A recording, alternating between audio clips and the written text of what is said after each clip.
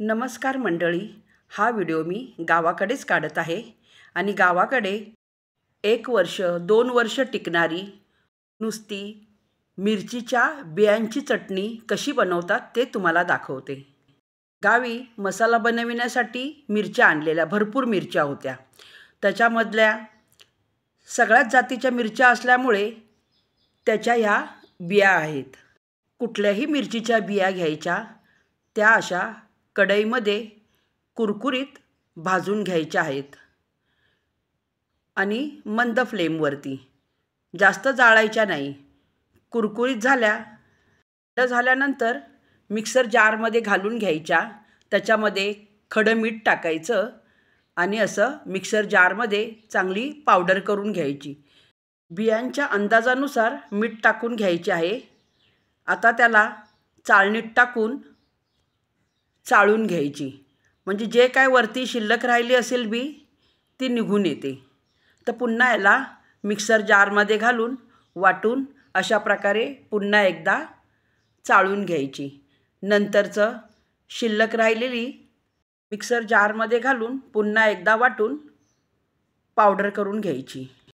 इथे पाव किलो लसूण घेतला आहे सालीसकट। काहीचे साल निघाले आहेत, काहीचे नाही, पण सालीसकट घेतला तरी चालेल।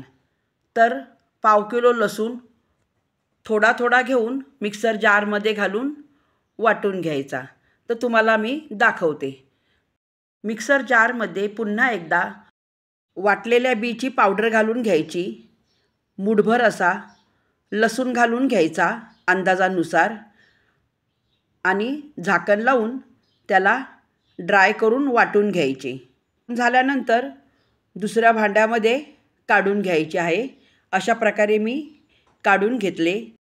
तर अशाच प्रकारे थोडी थोडी पावडर घेऊन आणि थोडा थोडा लसूण घालून पावडर करून घेणार आहे।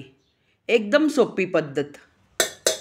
मिरचीची पावडर बनवताना जेव्हा बी आपण जारमध्ये घालतो तेव्हा मीठ घालून घ्यायचे प्रत्येक वेळेला। माझे 2-3 वेळा मी मीठ घालून अशा प्रकारे पावडर बनवून घेतली। फक्त 3 साहित्यांचा वापर करून आपण चटणी बनविली आहे। मिरचीचे बी, लसूण आणि मीठ एवढेच। त्याच्यामध्ये अजून एक साहित्याचा वापर करू शकतो। खुरसणी पाव किलो भाजून कुरकुरीत भाजून याच्यामध्ये मिक्स करून पावडर करून घातली तरी चालेल। चटणी मी दुसऱ्या भांड्यात काढून डब्यामध्ये भरून घेते। प्लास्टिकच्या डब्यात भरा किंवा काचेची भरणी असेल त्याच्यामध्ये भरा। 1-2 वर्ष ही चटणी आरामात टिकते, त्याला काहीच होणार नाही। तोंडी लावायसाठी कधीसुद्धा या चटणीचा तुम्ही वापर करू शकतात। आता ही चटणी कशा प्रकारे तोंडी लावायला घ्यायची ते पण मी तुम्हाला सांगणार आहे। इथे मी 2-3 पापड भाजून घेतले। पापड भाजून घ्या किंवा तळून घ्या, कशाही प्रकारे पापड घेतले तरी चालतील। घरच्या व्यक्तींचा अंदाज बघून पापड भाजून किंवा तळून घ्यायचे आणि त्याला असे कुस्करून घ्यायचे। भुगा नाही करायचा, फक्त थोडे कुस्करून घ्यायचे। पापडाचे थोडे थोडे छोटे छोटे तुकडे करून घ्यायचे आहेत।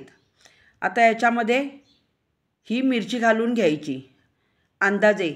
आता इथे मी 5 चमचे ही मिरची घालून घेतली।